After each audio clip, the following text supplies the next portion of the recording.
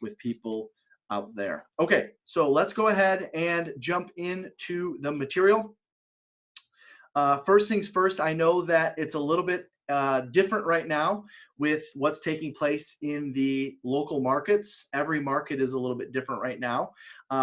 Some states are on shutdown. Some states are on shelter from in place. Some states realtors are exempt. Some states realtors aren't exempt.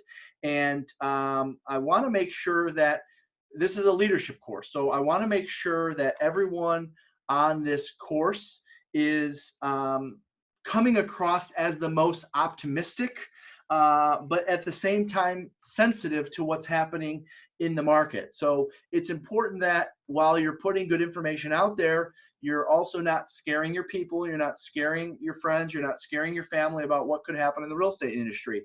Do things like share what's going on. Just yesterday I posted on Facebook, it's a great day to buy or sell homes, and it was a list of everything happening in the market: new listings, new sales, new pendings, and so forth. So be the consummate optimist. Our people are counting on us to be that. Granted, we have to be real about what's taking place, and we have to be sensitive to what's taking place. But at the same time, you have to be constantly optimistic about what's taking place.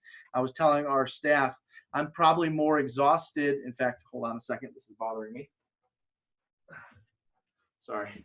I've been telling our staff I'm probably more exhausted in the last 3, 4, 5 days than I've been in a long time in this business. And that's because I'm constantly being thrown negativity, which again, some of it is very real, things that we're hearing in the news or things that we're hearing from friends and family.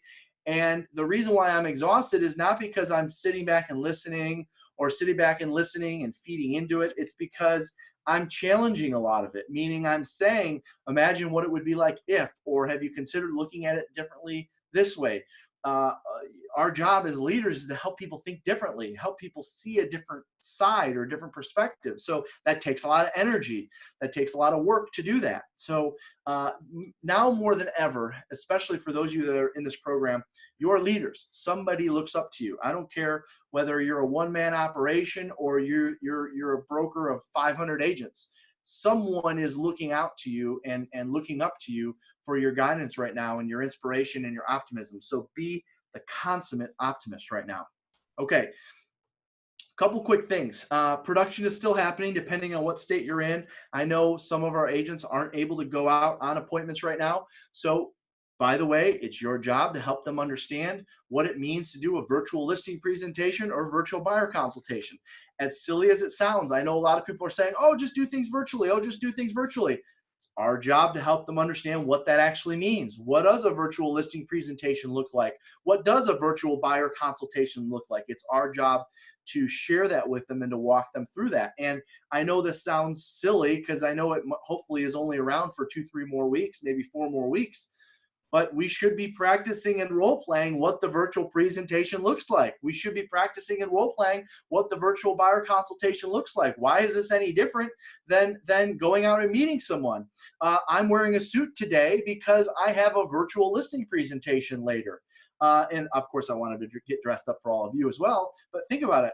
If I'm doing a listing presentation via Skype or via Facebook or via FaceTime or whatever I'm doing it through, they're judging me based on what I say, how I dress. So even if you're working from home right now, you don't have to put pants on, okay? But if you're sitting at your desk, at least put on a nice shirt, put on a jacket. Women dress up, whatever. This is still business that needs to be done. They're still trusting you with their most valuable asset in many cases. So for gosh sakes, get dressed up for those virtual appointments and know what that script looks like. So if you haven't taken the time to do that, actually write out the steps. We covered with our team today the steps of a virtual listing presentation. Step 1, give the instructions of the client on how to access the stuff, right? Step 2, make sure you send stuff to them in advance. We could spend an hour going through what that looks like, but every single person on here's listing presentation is different. Every single person buyer consultation is different. Do you know it inside and out? The virtual one. Do you know it as well as you know the physical one? All right. Next, I wrote down, now more than ever, all of our agents, including us, by the way, as leaders and agents, should have a new morning schedule. All right. I can't stress the importance of this. We talked about this on last week's session when we did a little special edition, given the circumstances that we're in, meaning everyone should have a new morning routine. Sometimes that morning routine involves a lot more distractions. You've got pets running around, you've got kids running around, whatever it is, there's more distractions. So you have to plan for that. So we should be creating a new morning routine now more than ever. I've instructed all of our agents to put together a new morning schedule, send it over to me so I can add it almost like an addendum to their business plan. Well, why isn't it an addendum to their business plan? Well, because for the next 3 weeks in Michigan, they're going to be working from home. So therefore, they're going to have a different routine. Now, watch this. Let's just pretend for a second, given the circumstances in the world today, let's say you're at a shelter from home order for 3 weeks and it's already been a week. So technically you'd be off for 4 weeks. All right. Just do some simple math here. If you had 12 months in the year, you had a 12-month goal. That means you're going to lose at least 1 month of production. I would argue up to 2 months of production because of how long it's going to take to get back in routine. You understand once we get it all clear, it's not going to be like turning on a light switch and we're back in routine. You've heard me say a million times, there's going to be 2 types of agents that show up in the month of May. Those that are gangbuster busy with a lot of activity, and those that are looking up at those that are busy wondering why not them. Well, it's because of our morning routines now. So I would encourage you and your agents put together a new daily routine, essentially an at-home morning schedule. That's the best way to stay on track with what's happening today. Okay, a couple of other things I want to mention before I get into today's topic. If you haven't already, and I know most of you are, so this is going to be a repeat for you, make sure you have joined the Glover U Inner Circle. Every day, we're putting something of value out there related to how to do business right now. All right, if you haven't yet, just go ahead and write it in your notes. You've all received the notes. The Glover U Inner Circle on Facebook is where we're putting the most up-to-date information on how to handle what's happening now. Also, you can go in there, and somewhere pinned to the top is the schedule for the rest of the week. Almost every day we're putting something out. All right, and I mentioned on Wednesday's session the Live Unreal Summit replay. We have decided, now if you remember on last week's session, I said, hey, this is something that people spent $500,000, $1,500 to get to. All right, they had to get on planes. They had to spend 3 days in Florida. Oh, boohoo, Florida in the middle of January. I know, it's so tough. They were in Florida and 3 full days on how to build a massive database, how to add value to it, and how to get the highest ROI from it. Well, we're giving you that. Now, since then, we've recorded it and we've been selling those for $200 and people have been buying those like hotcakes. We're giving those away for free. Okay, so now here's the deal. Some of you have said, yeah, but I want the full thing right now. No, that's not how we're going to best use the learning experience. So we're going to space that training out, but you're going to get the entire thing when it's all said and done for free. All right. So if you're wondering, well, we're going to get a copy, we're going to get a copy. Yes, everyone's going to get a copy, but we're not going to put it out that way. Okay. All right. So last but not least, a couple things that have come up this week. And I was talking with our inside sales manager about this a little bit. What is the attitude of our prospects? What are they saying when we reach out to them right now? And essentially, I'm finding this in my calls as well. There's 3 types of approaches that consumers are taking with us right now. Number 1 approach, consumers are very aware and very concerned of what's going on. And therefore, you have to show empathy, ask them more questions about that, let them know that we are aware and we are also concerned. Essentially, make sure they know that we are with them, we are on the same page with them. All right, it may turn into a virtual appointment. It may turn into a lead. Either way, we're prospecting for leads, more than appointments right now anyways. So type 1 is the aware and concerned. Type 2 is the aware and not concerned. These are your people that are aware of what's going on and they don't care. Their situation is more important than what's going on. Now they care. I'm not saying they're insensitive to what's going on. I'm just saying, doesn't matter. I can't afford this house anymore. I need to sell. Doesn't matter. We're outgrowing this house. We have to buy, right? There's people that are aware but not as concerned, and they still want to talk to you.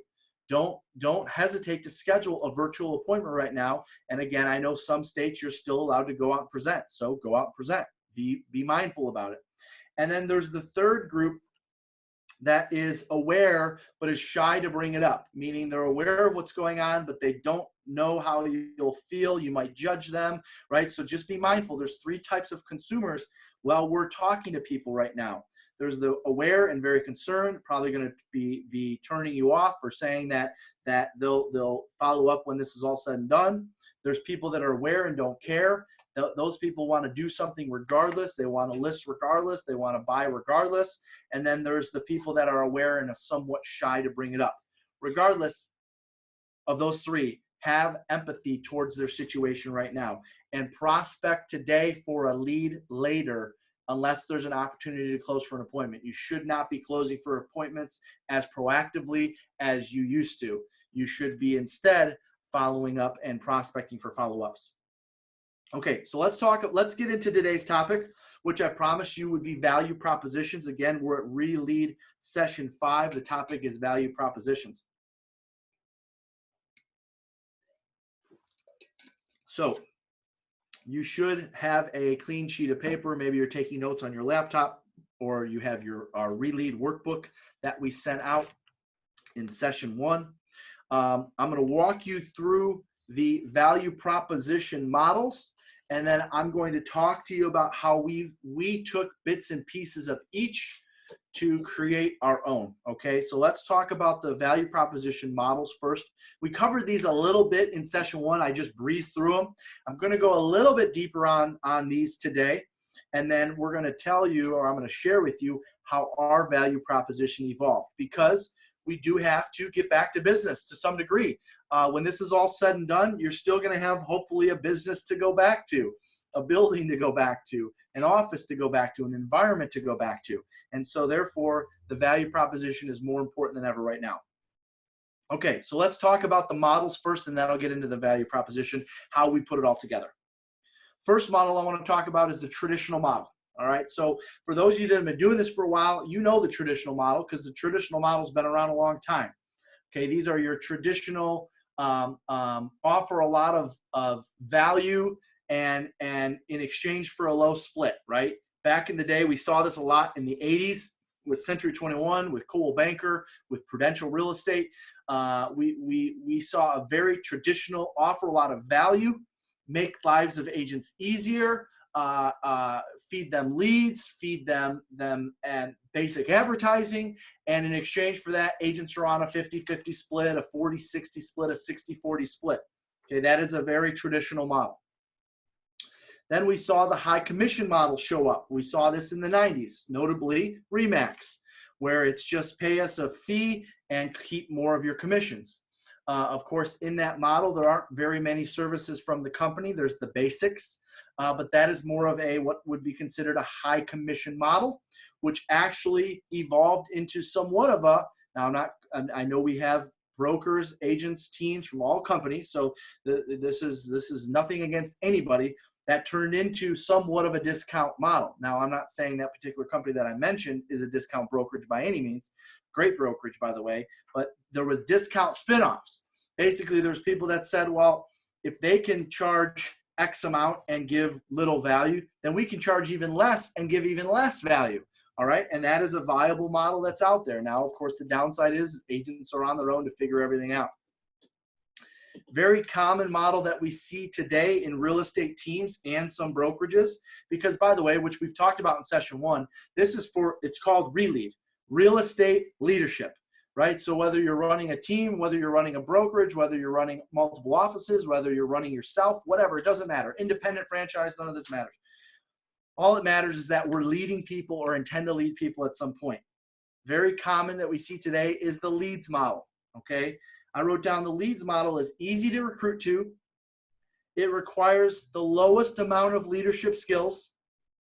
It's the fastest to grow and expand with. Okay, so the leads model, very common with real estate teams today. They lead with leads. Their offering is come work for us, we'll feed you leads. Come be a part of this company, you're going to get a lot of leads. Come work with us, we're going to feed you leads. Easy to recruit to because agents want leads.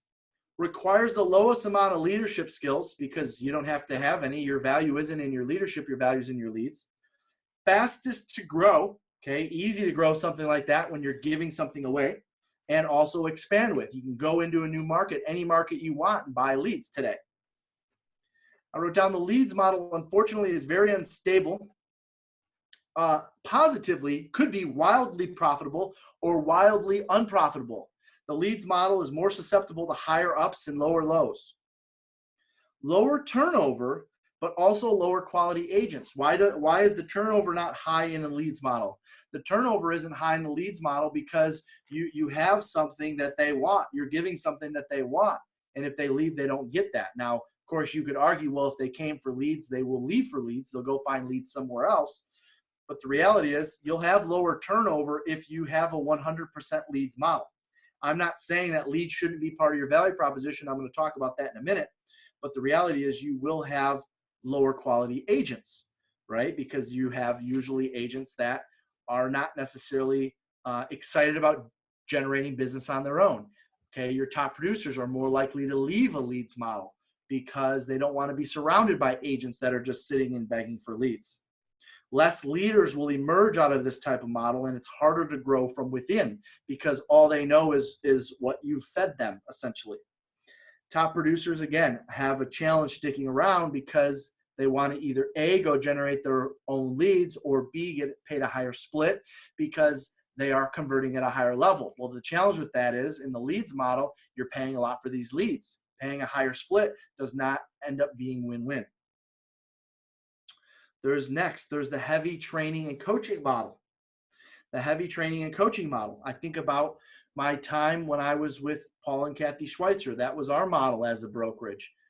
Come on in. We're going to train you. In fact, you're not even going to get a desk. You're going to go to a training center, and you're going to work there for 90 days until you take 2 listings and have 2 sales. You have 2 listings and 2 sales in 90 days. We're going to introduce you to the office that you're going to work out of, and there's your desk, there's your phone. High training, high coaching model. All right. Learning, growing, a lot of learning, a lot of growing, fair splits, environment focused, a lot of face-to-faces, a lot of one-on-ones, and very accountability heavy based on the agent's individual business plans. So the agents, you work with the agents to put together their business plans, and you have a lot of one-on-ones, a lot of training and coaching around their specific plan, including having having an extremely high accountable environment. There's the marketing model. Okay, the marketing model is very high cost. It's very low margin, very easy to recruit to. Definitely increases conversion. What a lot of agents don't realize when they work with a company that does a lot of advertising, when I say company, this could be a brokerage or a team. When they work with a brokerage or team that does a lot of advertising, well, guess what? Your conversion rates go up because people are more familiar with the team name or they're more familiar with the broker name. So it's going to increase conversion. You're going to go on the same amount of appointments and close more business in a marketing model. The challenge is that it's very expensive to run this model, and you should only run this model when you reach a certain level of production, which we'll talk about that in a second. There's the technology model. Okay, the technology model is evolving, as you can imagine, hence the word technology. The technology model, by the way, does make life easier for agents. All right, I know a lot of brokerages and franchises are starting to release technology. And I know a lot of teams are concerned, how are we going to compete with all the technology that's coming out? Well, here's how you compete. You create a platform or a service that handles the technology for them. I don't care how smart you are, there's still some level of work, some level of servicing, some level of administering technology. And so the smart brokers, the smart teams are going to have systems in place to help the agents with that, so the agents aren't doing that all on their own. When I talk about technology, I'm talking about providing CRMs, providing dialers, providing video services, email and text services. Most of these probably at no cost to the agents in exchange for a fair split. That's the technology model. Now, I do want to be clear on a couple things.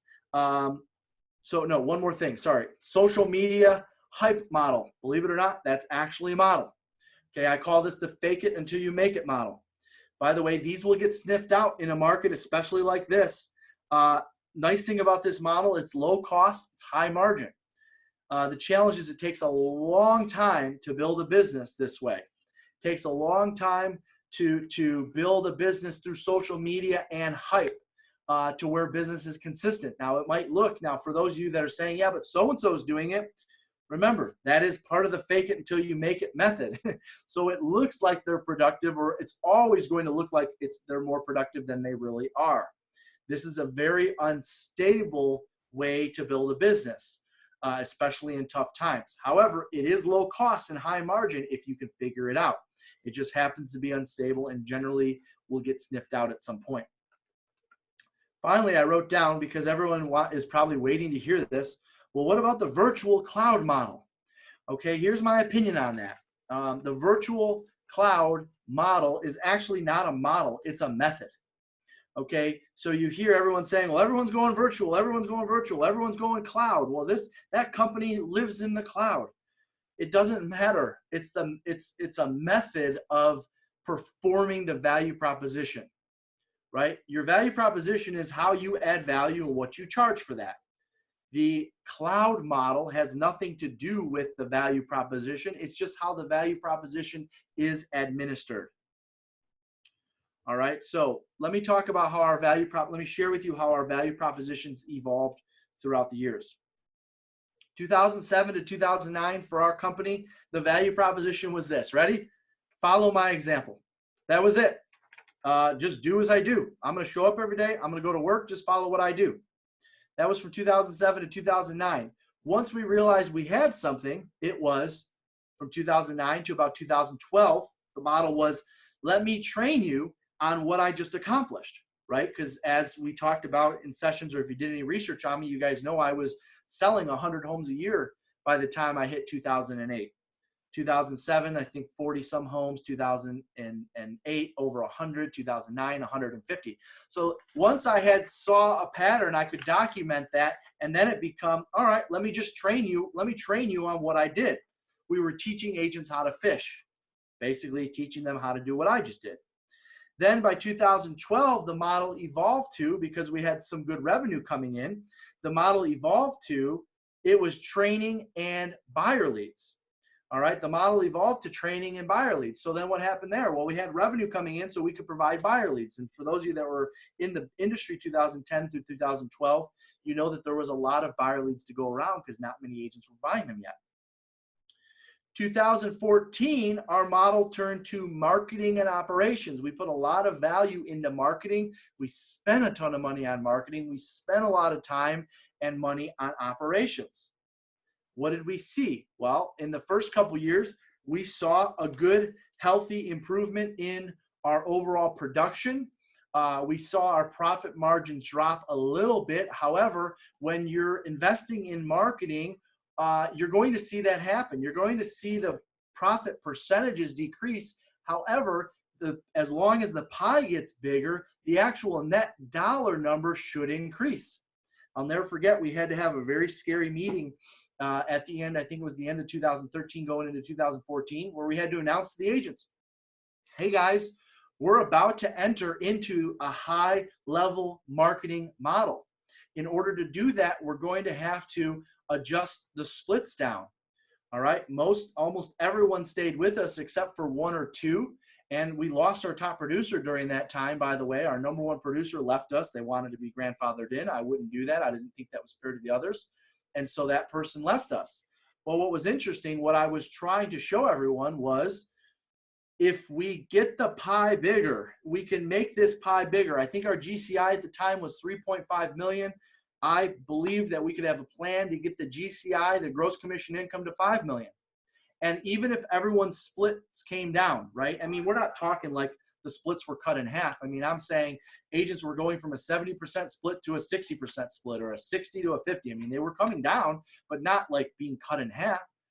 And my whole belief was, if we could do this mass marketing, we can take the GCI from 3.5 million to 5 million, and the pie gets so big that even if your percentage decreases, the size of your slice is actually going to increase.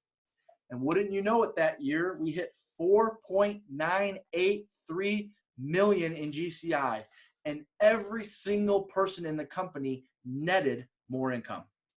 So this whole thought process of, well, if my splits are going to go down, then that means I'm going to make less money. Depends on what the value in exchange for that is. It depends on what's being exchanged on the other side. So from 2014 to 2018, we poured a ton into marketing and operations.